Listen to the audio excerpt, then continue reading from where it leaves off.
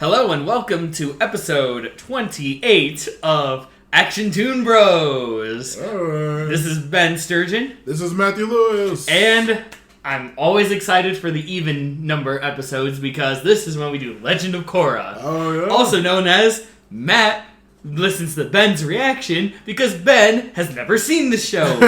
Yeah. And for those of you who are just joining in, first off, very strange place to start. Yeah, because very we're weird. almost done with this. Secondly, however, yes, it is true. This is my first time watching through. How did I skip this in my life? I don't know. I really don't know. Yeah, because it's so damn good. Sorry about that bump. I apologize. I got so excited that my hand got ouched. But anyway, and yes, it has been, so far, this has been a crazy trip and a half. Yeah, dude, the season 4, it's great as heck.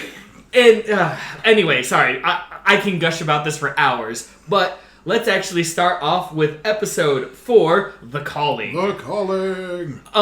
This time, surprisingly enough, I do not have the intros, the Shiro intros. Oh, it's fine, dude. I got the couple of so short what little do you last times. Yeah. Last time is Korra's disappearance from the city, the airbending kids being told to go and look for her by Tenzin, Korra and Toph in the swamps, and about the mercury that she says remains in her that Toph cannot bend out until Korra is ready to get it out of her. And this is when we open on Air Temple Island. Yep, and where we see Milo and Iki are preparing Pepper this time. Yep, Pepper the Sky Bison. Yep, Sky Bison. And of course, Iki's putting some luggage on. They're all pretty much saddling up for this long, arduous journey. Tenzin says that Raiko wants him here to deal with the Kuvira situation, so he cannot go and search for Korra himself. Yep, and of course, Pema's worried about the kids and everything like that. But they have a good argument that the kids mentioned Aang was about their age when he went traveling all around the world to kill the Fire Lord. Mm-hmm. Oh, yeah. And of course, was it in the last episode or this episode when Milo's like, we're gonna hunt in the wild? Oh, that's not yet. That's not later. yet. That's later on, though. That's later on. Yeah, Milo trying to be tough, and this is when the mom says, "Oh, I made you these little dumplings." Like, "Oh, you made the way I wanted. Good, mom. That's the only way you mean the ones that I like? Yeah." And they're like little happy face dumplings. Yeah, it's very cute. This is when this is when they start searching and flying around. Jinora says that she cannot feel Korra, but is ready to start their search. Yep. And then they, I think they fly around different places. Yeah, and they're flying for a little bit. Milo says he refuses to get orders from any man or girl. Yeah, any girl. Because, he's a boy. Boys are apparently superior in... Well, he says any man or girl, so yeah. Well, right, I'm just saying, he's pretty equal opportunity. Yeah, very. As they fly the Bison Pepper, they land in a weird spirit temple-looking area. Jinora tries to reach Korra. Yep, and of course, as this is happening, shenanigans ensue. Yeah. Milo's like, I'm gonna hunt for food. Yeah, Iki keeps being distracting to did you find it yet? Did you find it yet? Come on. And Jinora's like, look, I need to focus on this. No, that's what happens. She's like, I need to focus. So Milo and Iki are like, fine, we're gonna go to the town and ask people around. Yep. Boom, they start leaving. He says Milo says we have this picture of Korra, and he pulls out a really good sketch. Extremely good. We're not talking Sokka levels because those are silly. No, we're talking what? Did this kid take classes or something? Yeah, Milo's very, very good at drawing. And she's like, oh, that's really impressive. I didn't know you could do that. And he says, there's a lot of things you don't know about me. Yeah. Let's go. Yep. And then they leave, and then of course in town they're a bunch of Kuvira posters all over the place. I pointed out. Oh yes, because that's right. They're in the Earth Kingdom. Oh, sorry, the Earth. Was it now the Earth Empire? Empire. Yeah, it's an empire now. Yeah. But then, of course, they get to an old lady, and the old lady's like, "Oh, you two kids are so cute." Yeah, he's like, "I'm not cute. I'm a warrior now. Have you seen this lady?" She's like, "Oh no, I haven't. Sorry." Yep, and of course they ask around. Ask and fail. There's a little bit of a montage. They fly to another town. There's a guy who didn't even know that there was an avatar. So I was like, we still have one of those. Yep. Which is kind of important as well. Yeah. But then, of course, during one of the searches, Milo meets this girl. Oh, I don't know what her name is. Tuyin, that's what it was. Yeah. And she's a little flower sales girl. Yeah, very funny. She's a little Aerith, only younger. Oh, of course. And probably not going to die by a weird, crazy man. Who knows? Iki blows up as she's like, oh, hey, you're flirting with this girl? And he's like, shut up, Iki, get out of here. And Jinora Oh yeah, wants to find because you. he's like completely flirting with this girl, and of course Milo's like, Iki, you ruined it. I met my one true love. I'm like, Milo, you're a kid. You're like what, 12 at this point? I don't think he's 12. I think he's like younger than that. Okay, yeah, you're right, but either way, it's like, come on now. He says, Jinora needs you, so this is when they finally land on the archipelago that Korra was at when she failed to stop those bandits. Yep, where the old fishing couple were. Yeah. And it's like, hey, look, there's Korra. And it's like, Korra's like, ugh, yeah, picture. And like, this is a picture of Milo. That's not helpful. I'm like, well, it's kind of helpful. I'm the only one who's finding any clues. Yep, and then the guy says, I saw her a little bit ago. Yeah, she didn't do very well. Yeah, she's not doing so hot. And they're like, oh, we were real worried about her. But it's their first lead, and this is when we finally swap back to Toph. Yeah, I love this scene so much. Just chilling out, having a good old time. Korra's just like, so, are we going to do some training? What are we going to do today? And Toph just like, hey, this is what we're doing. Yep, we're just not relaxing doing nothing. We're and just chilling out over here. This is all we're going to be doing. And then, of course, this scene I love. Because Korra is like, oh, you were with the Avatar, right? How did you train him to be an earthbender? And Toph's like, there's nothing much to tell. I threw rocks at the Avatar. He started getting whiny, and Sokka fell into a hole. It was a good day. I'm like, and of course, Korra's like, not very satisfied with that. Not going to mention the giant moose monster. He didn't mention anything. Like, literally, just everything that was just it. That is all Toph says. The whole episode, like, flashback in my head with the whole... Right, yeah, same here. I'm like... stuck in the thing with Sokka and the whole... My little buddy. Yeah, looking for and meat. the big mama comes in. And then, it was all... Yeah, I remember that episode, too. Like, that's what I did, too. I was like, yeah! And then she just said it like that, I'm like... You're right, but come on. Oh, Toph. And then of course, Korra's like, oh, what about that time you guys took down the Fire Lord? And she's like, well, it was hot, I was on a blimp, and I think there was a giant turtle that showed up. I'm like, first, when I heard, I was like, how'd you even know about the lion turtle? Well, Aang could have told her. That is true. And then best line of that whole conversation. Korra's like, you're really bad at telling stories. Toph's like, you're really bad at listening to them. It's very, very funny. I love that whole scene. She's like, go find us some food. Go find some mushrooms. Go find some mushrooms. Oh, yeah. Make sure you get the slimy ones. Those are the best. Oh, so gross. Yep, and this is when we come back to Jinora continuing to try and reach Korra, but unable to. Yep, so many attempts, so many failures. Iki is looking for the food, and she's like, Milo, where's the food? We had weeks worth of food. And Milo's like, what are you talking about? Yep. I threw them in a river, so we could be scouting and hunting for our own. And she says, Milo, we're vegetarians. We don't hunt. Yeah, we don't hunt. You fool. Yeah, it's very funny. Iki is losing it. She's angry at her siblings.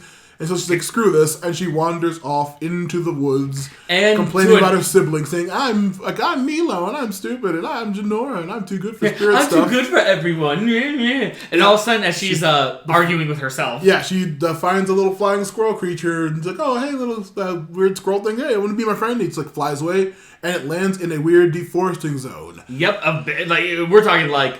like any deforesting zone, big old area with stumps. Yeah, and tons of stumps. Yeah, and she's like, what's going on? And then we see two soldiers from Kuvira. Yeah, I said two earthbending soldiers in Kuvira gear. Yep, and then it was like, hey, you! And all of a sudden they capture her.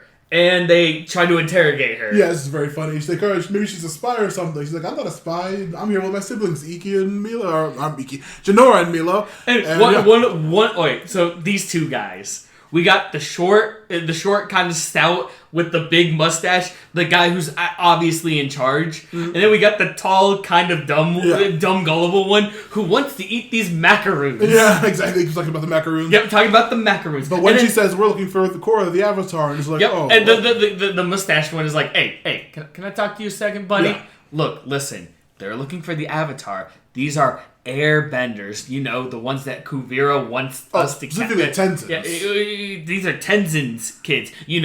If we capture them and have Kuvira and give them to Kuvira, we might actually leave this post. Yeah. And the tall guy's just like, narf. Yeah, he's just very, very silly. He's just like, yeah, that's a great idea. So, they try to sweet talk. I'm sorry for all of this. Yeah, also in the background, we see that Iki can easily escape. She, pulls her hand out of the ropes, scratches her nose, and puts her hand back in the ropes. Right, yeah, she's like... Yeah, she's very, easily not kind at all. Oh, it's hilarious. It's very funny. But yeah, this is when they want a promotion, so they're going to say, we're going to give her over. And don't even try to escape. They are very nice to her this time to get information, but she's like, I'd rather hang out with you guys. This is really fun.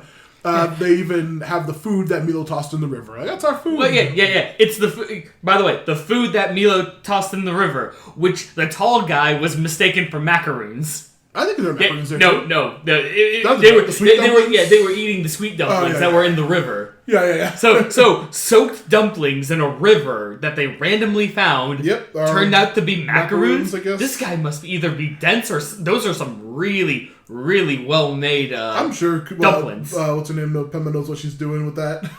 But either way, we find Korra walking in, trying to find those mushrooms in a mushroom hunt. She passes some crazy vines and finds herself back in the past where Amon took her bending. And, as that's happening, she's like, then she turns around and she sees when Unalaq literally tore Rava out of her. Sucking Rava out of her body by Fatsu. And then we go back to Zahir with the Red Lotus injecting the mercury into her. Yeah. Look, in this world, it's still called the metallic poison, but it's mercury. It's mercury. Yeah. And this is when she finally appears back in the forest, panting and out of breath in the middle of a big giant swampy lake. We see Milo returns to Jinora with a bag of berries. He's like, these are great. He looks very sick and obviously poisonous. And of course Jinora's like, did you really just eat a bunch of poisonous berries? He's like, no, I just ate so many and proceeds to go to a bush and get sick. Them all up. But also, the little lemur he has also throws up all of his berries too first. Right. And then he smiles with a big gross throw up from my face. It's very funny. But this is when they figure out that Iki is gone and they can't go leaving her behind. Yep, and of course Milo's like, this day's getting worse. Why do I have to deal with you two women? Yeah, back with Iki and the Earthbenders tell her that Kuvira took all the other soldiers to Zhao Fu because it's the last city the Earth Empire needs. Right, yeah, and then they connect over feeling bad about being left out. She says, "Oh, you guys are left out too. I'm left out from my family." Like, "Oh, we're left out from the army. We're all going to be good." And then she's like, "Yeah, we're trying to look for our friend, but we've looked everywhere." And they're like, "Hold on a second. And they literally pull out a map, huge map of the area. Yep. And he's like, "Well, so you," and she's like, "We've looked all." She jumps out of the ropes once again, just reaches out of the ropes and says, and by the way, she's doing all of this. Her arms are out of the ropes and everything, and nobody notices. And she's even like her hands are on the map pointing at things. Yeah, it's but very nobody knows. scene. And of course, as she's talking about where they've searched and everything like that, she inquires as to what's in the middle. Like, what's this part in the middle? Yeah. And of course, the guys are like, "Oh yeah, that's the foggy swamp. You don't want to go there." Yeah, kind of thing. Nobody goes there. It should be off land and nobody bothers with it. Right. Yeah. And she's like, "Oh, hey, well, that's pretty good. Let's see." And this is when they're right, like, you know what? We're gonna help you find her. We'll let you get you out of these ropes. And that's when Milo and Jinora burst in and knock out the guards. And Iki's like, "Guys, yeah, I had everything under control. I think I know where Korra is." And Milo's just like, "You're welcome." Yeah, it's very funny. They all leave, but she gives the guards some sweet buns on the way out. Yep, here's your sweet buns, and then the guy's like, "Macaroons." I'm like, dude, guy. But, I like those guys. They're very I miss funny. them. Korra is commiserating when Toph shows up and asks her about the food, where those slimy mushrooms at. Yeah, and of course Korra's like, "Look, And Toph's like, "Duh." And Toph's like, "Okay, now, answer me something. So why were they so bad? I mean, Amon was looking for equality. Yep. Unalaq wanted to open the spirit gates. Yep. And the Red Lotus guys freedom. They wanted freedom.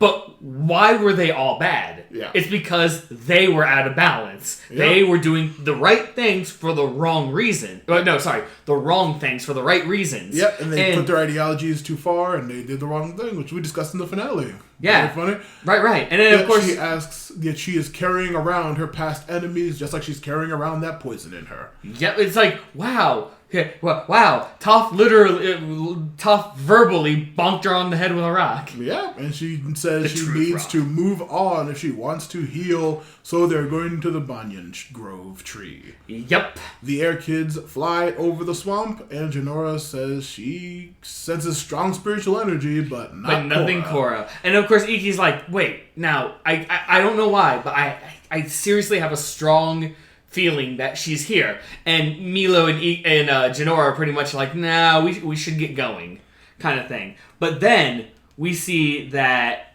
Korra goes to the tree, and Toph are at the tree. And before that, we see that nobody believes Iki. They're all saying she's wrong, but then this is when the giant vines grab the bicycle and pull it from the sky. Right. It's why would they be doing this? They find themselves, and Iki's like, this is a sign. We have to stay here. Toph and them finally reach the Banyan Grove tree. And this is when Toph's like, look, remember how I told you I can see more than anyone else? This is why. Yep. Because of the vines, because of the roots of the banyan tree, Banyan Grove tree, I'm able to see my daughters. I'm able to see Republic City. So give it a try. And Korra does, and she's like, hey, I really can, kind of thing. She can see everything, and she sees the kids in the swamp. Yep. And this is when Jinora finally is able to sense her. And Toph's like, good, finally, and you can leave soon. Before that... They reunite. Yeah, they reunite, and they were like, oh, it's Toph. Yeah, the kids congratulate each other. Everyone's working together. Yep. And then Korra's like, all right, back at Casa de... Korra first introduces the gang, and Milo's like, wait a second, blind, cranky, she's the earthbender, she's Toph, isn't she? And she's like, oh, Toph's like, I like this one. I like, because like Toph and Milo instantly hit it off. They tell her about Kuvira. The kids tell Korra about Kuvira, and she says that she might not be ready to go back. Because she can't go into the Avatar state. Yep.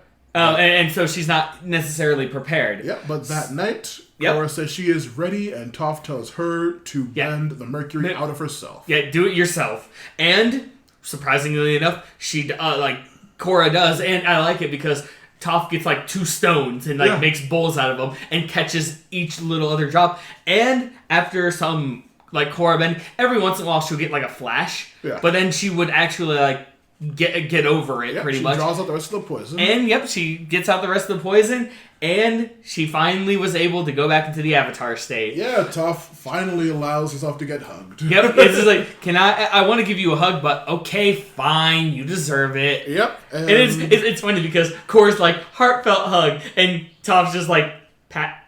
Yeah, okay, that's good. And then all of the kids and Korra leave, and the final words of this episode, finally, I can get some peace and quiet. Yeah, exactly. Oh, and then episode ends. Yep, Toph just being great. In season 2, we met Best Boy, aka Iroh. Yeah. In season 4, we met the best character ever. Toph is absolutely wonderful. And she's not changed, and I love it. Yeah, exactly. Her personality is the exact same. She's been through so much. She's so over it. It's great. She's hilarious. She's just done. I mean, I guess in a sense, though, she succeeded in her mission. Because remember, in Zhao Fu, they said that she was trying to find enlightenment. Yeah. And she did, by being a crotchety old lady and literally removing herself from the world. Just being super chill and not wanting to deal with anything. Like, she's just like, oh yeah, this is the right thing to do. It's so good seeing her like that. Also, I like how seeing the Air Kids on an actual mission together, seeing how bad they are. But they are about like Katara, Aang, and what's his name's age. And what's his name? Yeah. Come on, the most important character? No, the most important character is Azula, but come on. No, it's actually Toph, but... Sokka is great, and Sokka... so he's there about the same age as them when they went on their mission. They're actually pretty competent, except for Milo being dumb sometimes. Except for Milo being Milo. But he found the first clues and everything. He was pretty helpful. It was really cool. It really was. Speaking of cool, we're getting into some really good stuff. Especially with the next episode, episode 5. Enemy at the Gate. So, Shiro, what do you got for us? Last time is Kuvira is readying for Zhao Fu. Asami is rebuilding the company. And Korra is finally ready, having bent all the metal out of her body and confronted her past.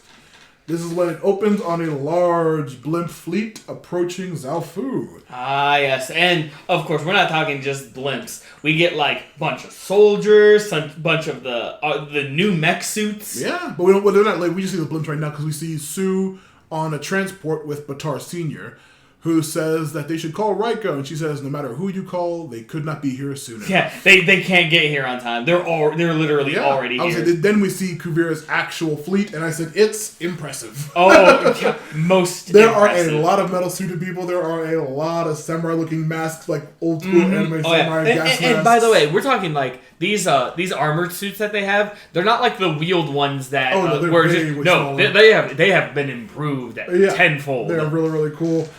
We see Kuvira and Batar Jr. I just wrote Jr. in my notes from now on. Yep, Jr.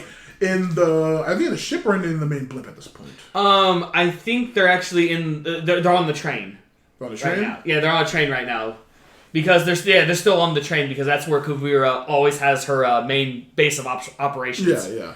And of course, Junior is like, we're finally going to unite everything, Yeah, Kuvira says that Junior might not be ready to return to his home state, and he says that this force won't be the best option. They need someone like Bolin. And he's like, this is not my this isn't my home anymore. She abandoned me just like she abandoned you. And it's like, oh, Batar Jr., you're so interesting. Yeah. Oh, Batar Jr. Oh, dear future husband. Yeah, right? Korra is talking to the kids about what to do about Zhao Fu while they're going there. She wants to reason with Kuvira since she saved Korra's dad, literally. Yeah, she was very nice, and every time they met, she was very helpful in the entire last season. Like, she can be done. She's smart. And I like it, and I like this because Milo's like, yeah, we're gonna have an old-fashioned showdown, and Korra's like, dude, chill. Let's see what she wants first. Yeah, and this is when we see Varrick filming his Spirit Vine experiments, much like Spirit Vine Experiment 3-02. Yeah, it's very funny. We learn that Julie also is a measurement term because he says this is 52 Julies in this thing. And yep, like, Julie is a form of measurement here. While she's helping him load the Spirit Vine, and they try to load it into a giant machine, he wants the unstable energy to form some kind of batteries. Also, Varricks are another form of power measurement because he said, there's this many Varricks. Yeah. See, when it comes... Yeah, here's the thing. When it comes to power, it's Varricks. When it comes to weight, it's Julie's. Yeah. He's such an asshole. Wow. Just wow. Yeah, the heat container goes haywire and a huge beam of purple energy blasts from the back of the train, much like out of Unavatu. Yep, and of course, as that happens, Kuvira and Junior come in. They're like, before that, Julie almost falls out of the train. Oh yeah, and Varrick saves her. Yeah, and they're in a very romantic position after they get. And of course, you saved me. Yeah, of course I did. Because who's gonna clean up this mess? Yep. I'm like, Varrick, I should backhand you. This is when Kuvira and Junior come in. They're like, what happened? They want to know what's going on. Varrick says, this experiment was too dangerous, Kuvira. We got to shut this all down. But Kuvira's like, no, we're not. And nearly throws him out of the back of the train. Well, before that happens, it's like, no, this is going to be your top priority. And Varrick starts having these weird things, like actually caring about other people and feelings and stuff. Yeah, and how they should not do this. It's very funny. And then Kuvira does what Kuvira does best. Yeah, she uses the metal things on his shoulders, grabs him around the neck, puts him out to the back of the train, says, I will drop you right now if you don't. And he's like, okay, yeah, let's do this. He's like, he was in my head telling me to care about people. He's like, well, I'm the voice in your head telling you to not do that and continue to do your research. And he's like, what's stupid? Varrick continues the research. Back in the city, we see a very touching scene of Asami visiting her father in jail. Touching is such a... I'd say it's an intense emotional scene. It's an intense emotional scene because she has a stack of unopened letters. Yep, and she wants nothing to do with him, and she lets him know, and... He asks for her for forgiveness on how she was the best thing he ever made, and he's very tearful, but she leaves anyway very upset. Yep, and you can definitely tell she's very broken about this. Yeah, very upset, it's like she wants to, but she isn't. She knows she can't. Yeah. On the train, Kuvira and Batar Jr. talk to Bolin about him joining the inner circle. Yes. And how Sue doesn't like them, but want to talk to him, and that's why they're sending him in instead of talking to her. Yeah, he's like, you're on good terms with them. Yeah, it's very nice. I also love Batar Jr. just sitting in the corner. I think everything about he doesn't get enough play. I really like his whole weird steez, his whole style, his whole personality. It's just very interesting. Next to Kuvira, it's so cool. But he's just sitting in the corner, really cool with his glasses and his fucking anime villain looking self. and of course, Bolin's like, we've done some really good work together. Really good work, yeah. So I'll totally go in, and everything's gonna be fine. I'll go talk to her, and she'll be. Yeah, outside he sees the fleet, and he says, "This is probably not gonna look good though." And of course, that's Kuvira, a show of strength. Kuvira's just like, nah, we need to show them that. We're not forceful, but we need to show them that we're not ready to back down from our beliefs. This is our show of strength. You're our show of peace. Yeah, exactly. This is when we cut to Sue's house, where we see her and all of the family, Wing Wei, the emo kid, Opal, and Bachar Sr.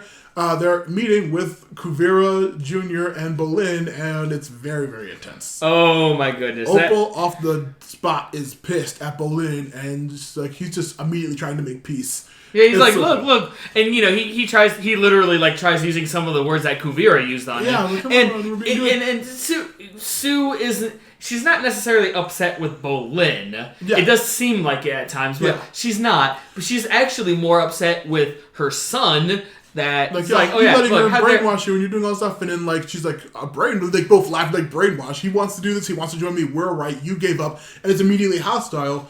Then Bolin points out, there's a lot of personal and painful history in this room now. Yeah, there is, but we're trying to be... And, of course, that's when Sue's like, wow, how dare you try to use Bolin as a sign of peace. She's actually very upset that they're using Bolin. Yeah. And Bolin, my sweet baby boy Bolin. Come on, dude. Why can't you just see the picture here? It's such a good scene. I love how tense it is. And also, Bachar Sr., Sue, Kuvira, and Jr. are all just at each other's throats immediately. It's so intense. Opal says that the army is forcing slave labor and disappearing dissidents. Bolin says, you are wrong. We are helping people everywhere we go. We're improving lives everywhere. You don't know what you're talking about. Sue sees through Kuvira's ploy immediately and says, but then, I can't believe you're using Bolin like this. And Kuvira's all right, we're dropping the facade. You have 24 hours. Yep. Sign a treaty, or else. or else we're going to be doing something big. Yeah. And of course, Bolin's just yeah, come on, Bolin. And this is when Korra and gang finally arrive, and they see Kuvira's forces, and they're like, whoa. Yeah, whoa, what's going on now? She stops in to see Sue and asks for help. Yep, and Sue's just like, look. Oh, but we don't see what the conversation goes yet. Because Bolin. Yeah, we gotta go with Bolin. Asks Kuvira if she'll really attack, and she tells him, no, there's only one way for that to happen. It's not gonna happen. And he finally starts to see, wait, Kuvira, are you really on the up and up? Because something's not right. She says, and then she's like, are you in the up and up? Yeah. Did we make a mistake in making you part of the inner circle? You're on thin ice. Are you totally loyal? Oh yeah, I'm totally loyal. Good. I didn't have to do something bad for a second there. Yeah, right. Yeah, it's very, very cool scene. And then one of my favorite scenes, because when that happens, he goes to Varrick. Oh wait, before that. Yeah. After he's like, oh, I'm totally on your side. This is when we cut to Sue finally telling Korra how Kuvira came to power. Yep. How she took in. She took it in at 8, and she reminded Sue of herself. She's like, oh, I adopted her when she was 8 years old. Sue was like, she reminded me of myself when I was a kid on the wrong side of the tracks, and she wanted to be good. It was a few months after the Earth Queen's death and after season 3 when Tenzin and Raikou came to Sue to lead. Yeah, to lead. And she said, no, I don't want to lead. I'm not a leader. And Kuvira's like, what are you talking about? You can actually, do some good here. You and Bachar Sr. made all of this city. The Zhao Fu is great. They should all be this great. And of course, she's like, what? So you want me to go in and force people? No, we can't do that. And that's when the separation happened. Yep. At that moment. And even Sue was like, immediately I didn't see this happening until... And then it cuts to a scene where Kuvira and Junior were just literally packing up things and about to Ba Sing Se. Yep, and just they say go. She says you can't do this. And he says, Kuvira's like, yeah, I have the best soldiers, and also we find out the wealthiest families and the best soldiers go with Kuvira to do this earthbending plan to fix the Earth Kingdom. And Sue says you're going to be banished from this city, and she just gets on her ship and goes off. I'm like, what a tragic hero Kuvira is. all good heroes have a tragic backstory. I know. So have a looks off in the distance. Dark past.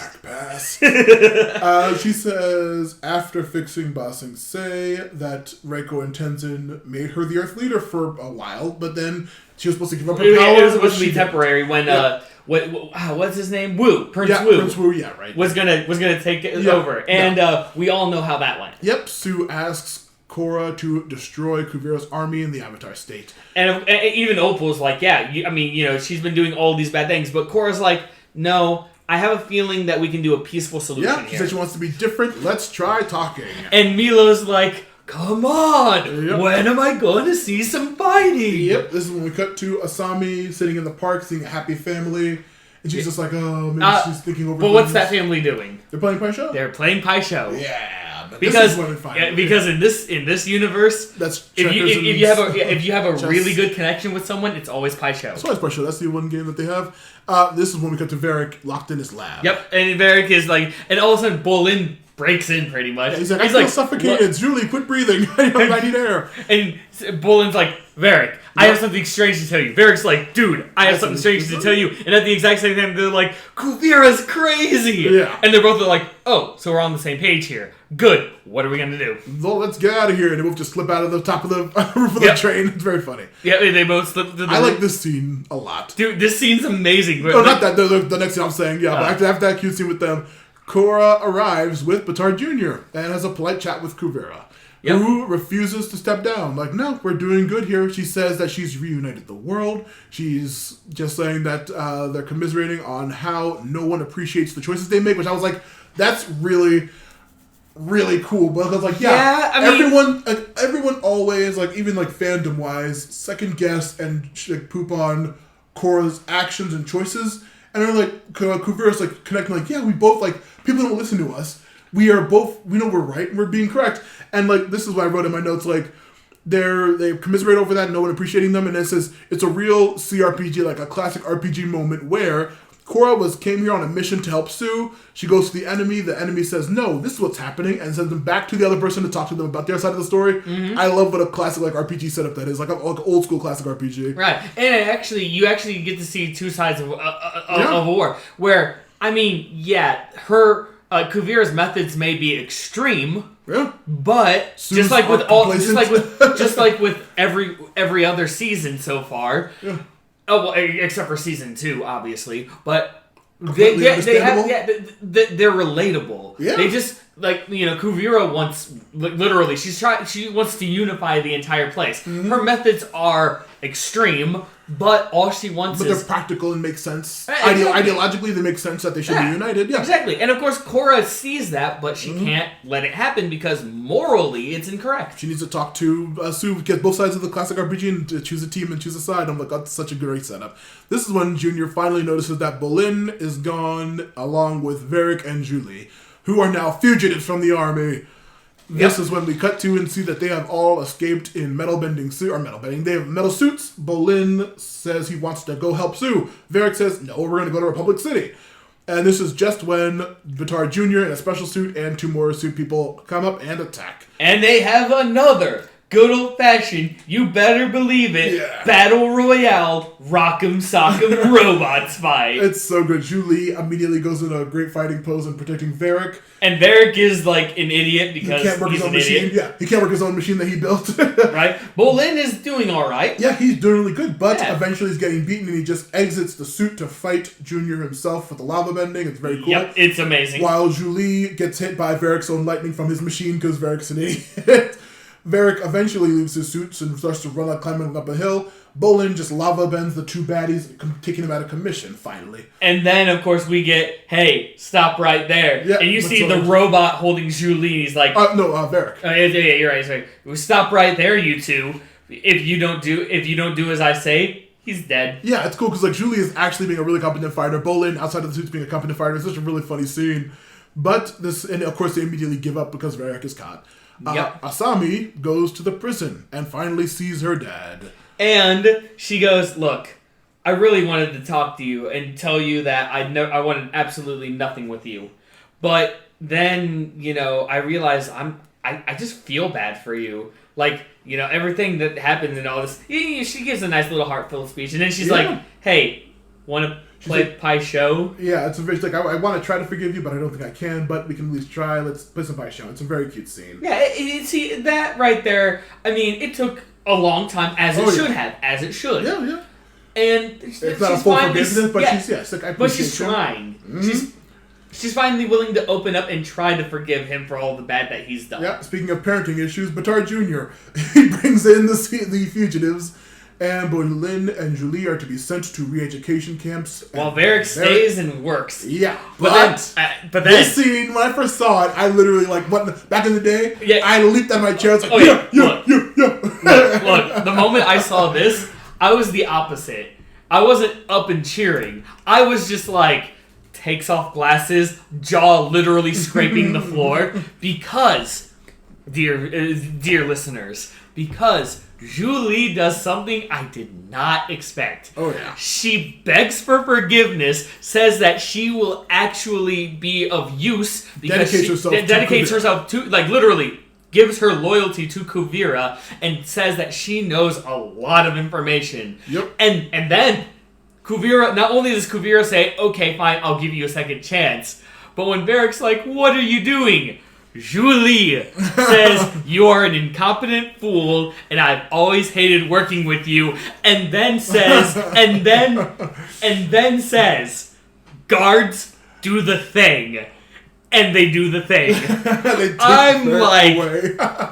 I'm like, excuse you? Yeah. She said do the thing, and they did the thing? That's such a good line. Oh, it's such a good line for her, too. My goodness. Yeah, it's excellent. Ooh, more. Like, dude, that was like the big, I'm freaking sorry? Yeah, that was such a cool lesson. It really was good. This is when Korra goes to find Sue, but Batar Sr. tells her and Wing and Wei went to assassinate Kuvira. Yep, during their ceasefire. Yeah, bum bum bum. End episode end. Woof. Okay, look, I'm gonna get this out of the way. Yeah. This episode was like really good because now Korra's back and everything. But the biggest like shock value kind of thing for me was what I just said. Yeah. The whole Julie thing. I'm like, oh my goodness. But I've had some time to think about it, and I have an idea of what the plan is now. Well, we'll see. But the next episode, some other stuff happens too regarding her. So we'll see. But sort of. Well, yeah, but like also, yeah, I absolutely love it. I love how practical and convincing Kuvira is to everyone.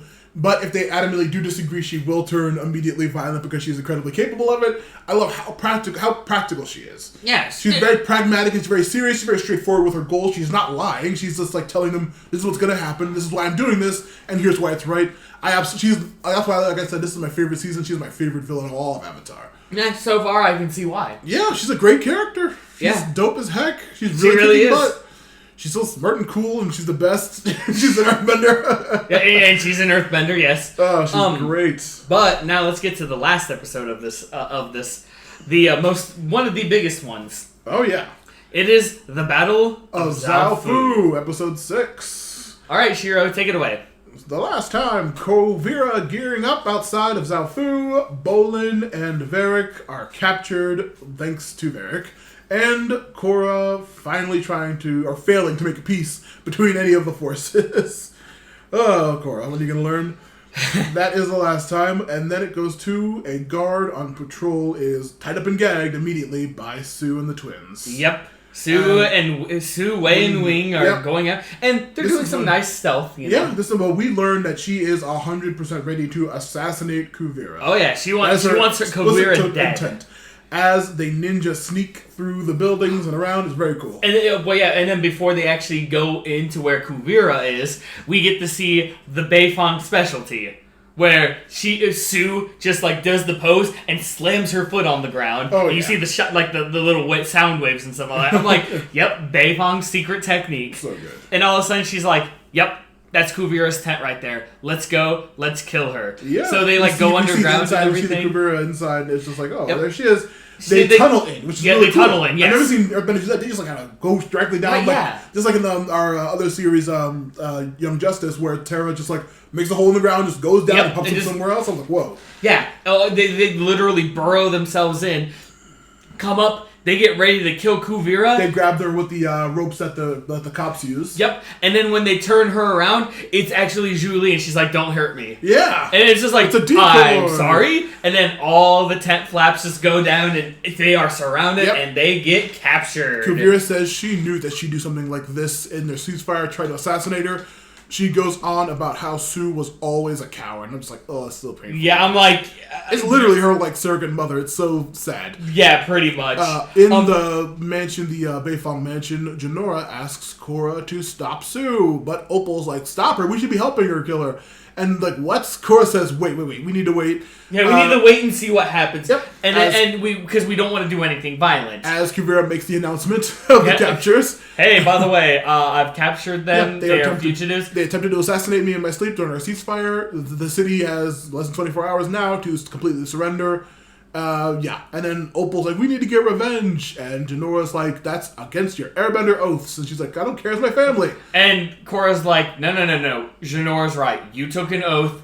You need to follow it. And I'm gonna go and I'm gonna try one last reasoning. And if it comes to it, I guess I'll have no choice. Yeah. And Opal's like, I'll join you. Like, no, you'll be caught if everybody goes. Because, like, the Batar senior tries to go, like, no, you stay here. If everyone goes, we won't get caught. Yeah. And this is when we see Varrick having some silly nightmares in prison about Julie. Where's Julie? Yeah, I love it because it's just like, no towels. I used to have. Yeah, it's like yeast buildup or something gross like that. Yeah, it's just like Julie. Oh, she actually is gone. And then of course we see Junior walk in and he's just like, all right, wakey, time for you to do our evil plan. He's like, I'm productive about 3:15. And of course picks him up like forcefully. He's like, you're productive now. Can I have tea?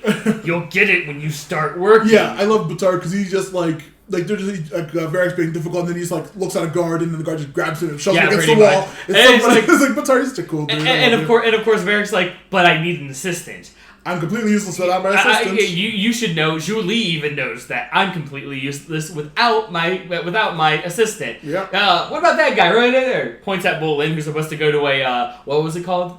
What kind of camp? The re-education camp. Yeah, re-education camp. And he says, nope, he's going to re-education camp. This guard here will help you because we need to keep an eye on you. He's like, okay, fine. I mean, that's good. I mean, hopefully he wants to keep his hands. Yeah, like, what are you talking about? Like, what are you talking? What's he talking about? I want my hands. Yeah, last time we did this experiment, the machine did a giant beam of energy that would destroy somebody. So take away their hands. Yeah, and I want my hands. And Bolin's like, huh? It's like, okay, fine, Bolin will help you. I want my hands. Yeah, it's like, no, not me. And this is when, Bachar Jr. agrees, and the two are dragged off to the experiments.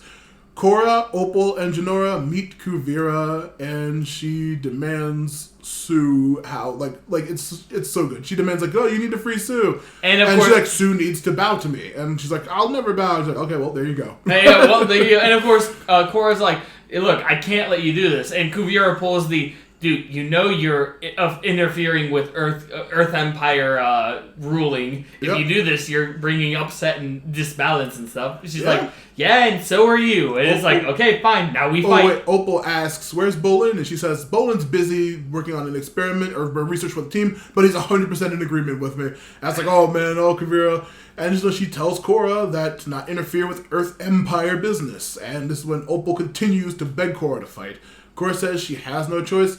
Kuvira's like, all right. She turns to her army. She's like, men, women, let me tell you this. I'll never do something I wouldn't tell you to do.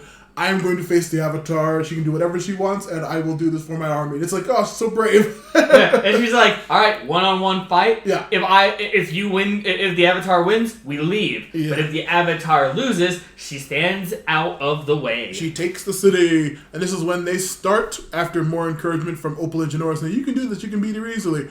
The battle starts, and Korra can't land a single blow on Kuvira. Oh, yeah. Kuvira is way too good at Kuvira just keeps blinding her with those wristbands and binding her ankles and flipping her up into the air repeatedly. Mm-hmm. Everyone's clapping and cheering, and even Julie. That's what I said. Julie's just like sitting there, just like, yeah.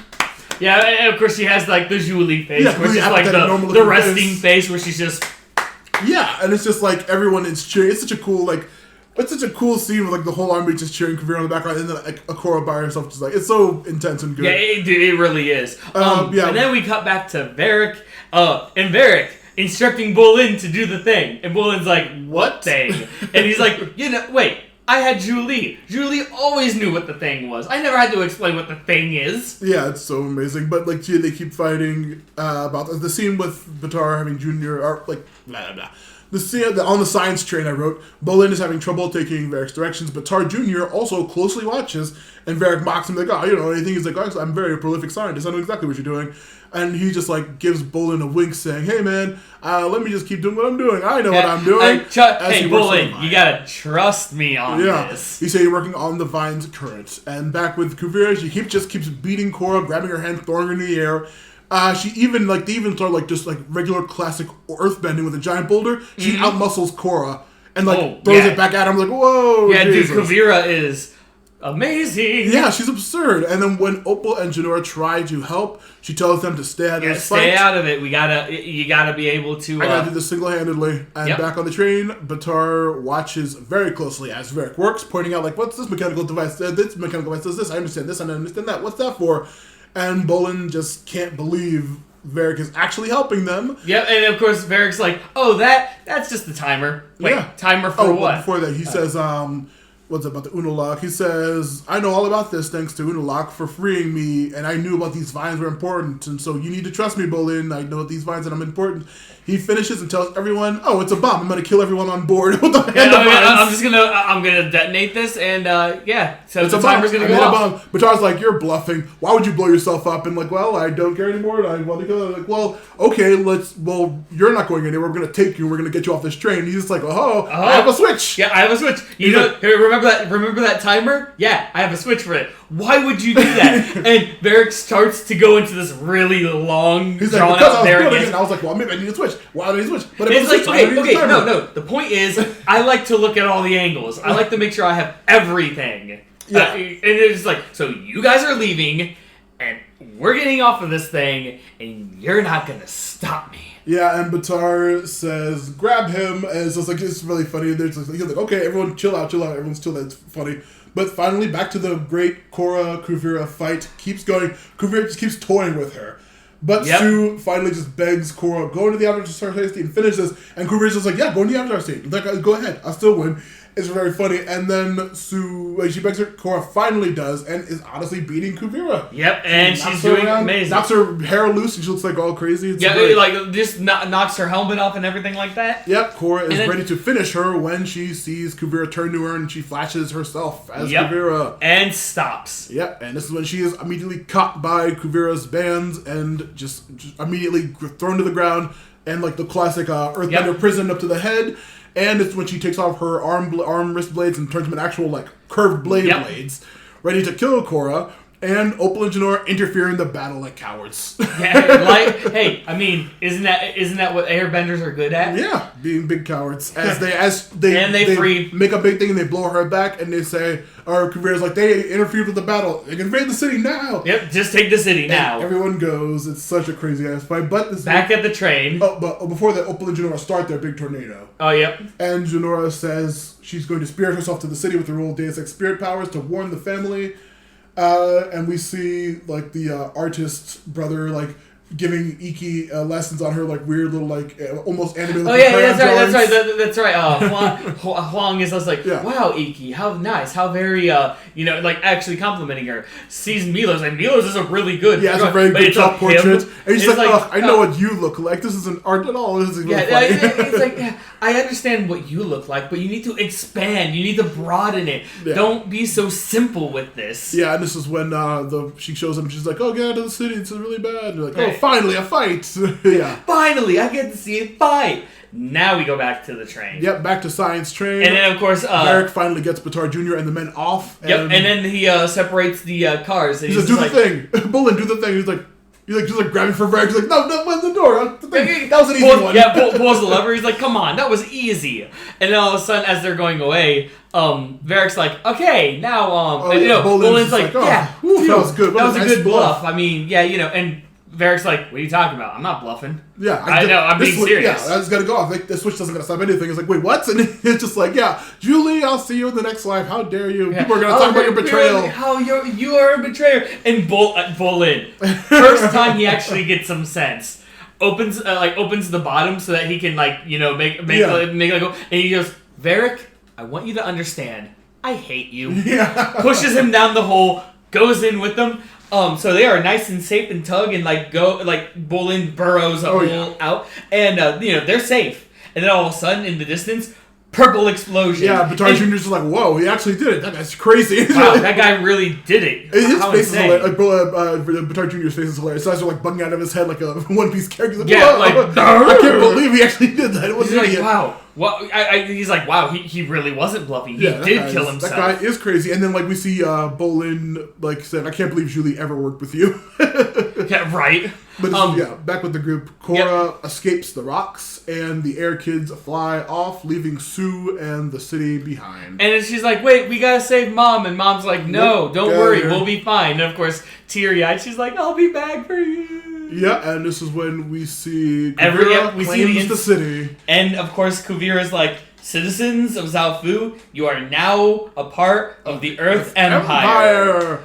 Yep. I claim this.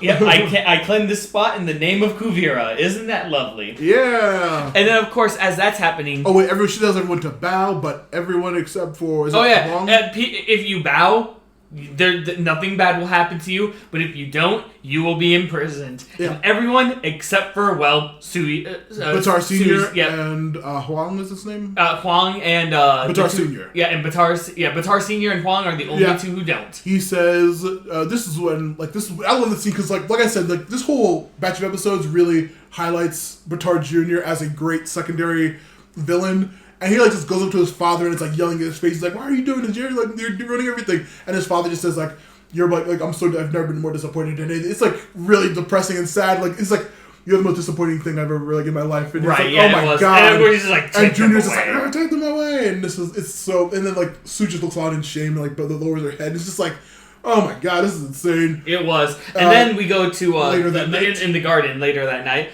She's messing with the meteor rock, just making a bunch of forms and stuff. Right. Like, and of course, Junior's like, hey, so just so you know, Bolin and Varrick are actually dead, and they took the vine with them. She's like, well, that's just great. That's going to set us back. And Junior's like, not really. I have an idea of how everything works. I looked at how the mechanics work, and I studied it, and then, Yeah, so I can actually replicate and duplicate that. And, of course, Kuvira's like, you okay with... who's going to be your assistant? And Julie's like, look, I've been Varrick's assistant for a long time. Yep. I can definitely help you. Yeah, and that's when she says, okay, Julie, get prepared for the thing. And then the last thing, Kuvira, or as I like to call it, the final order. Yeah. Is she goes, Junior, start dismantling the domes. Ooh. And thus the episode ends. Yeah. Woof. I'm a goof. Woof. That was a great. I love this episode. This whole arc is just establishing Kuvira as I think the best villain of Korra so far. Oh, she's a great antagonist. Goodness. I really like Batar Jr. He's really cool. Batar Jr. He's a lot going on. He's got a lot going on with him. And Kuvira, woo. Yeah. Oh, lordy. She is just... I think I have a new favorite waifu. I do, yeah. Seriously, she's the best. Hey, you can have your combustion Amazonian. Hey, you're supposed to be wild. But no, I think Kuvira is such an amazing villain. Yeah, oh my goodness. She is... Dude, and just...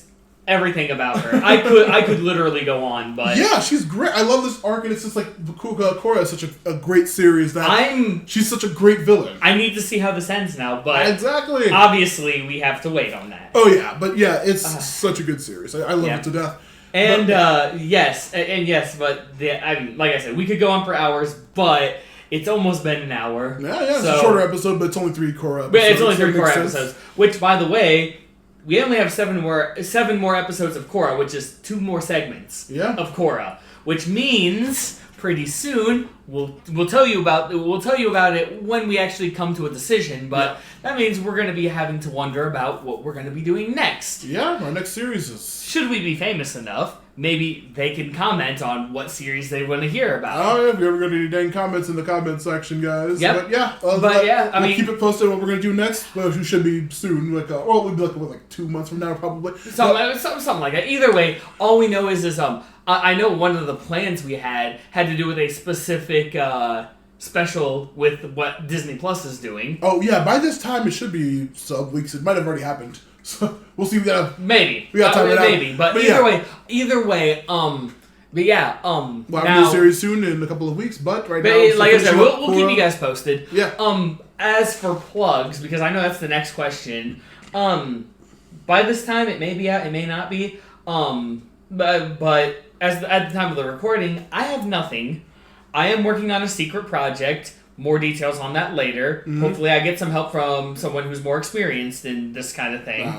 But I know you, Matt, have quite a few plugs. Oh, yeah. Matthew Lewis P on Twitter, Matthew Lewis Podcasts. Matthew Lewis Podcasts on YouTube and Patreon, Instagram, MattLewis89 for all my Warhammer pictures. Forgotten Minotaur King. Keep reading it. Keep listening to it. Maybe it'll be a book soon. Who knows? That's all my stuff. Just quick plugs for my junk. That's pretty great. Korra's great. Kuvira's the best. And we're coming to the finish. I don't know how I feel about this. Yes. Well, there are more series, but it's great. Right. We'll keep you guys posted. Yep. And from us to you, as we always say, keep it sleazy.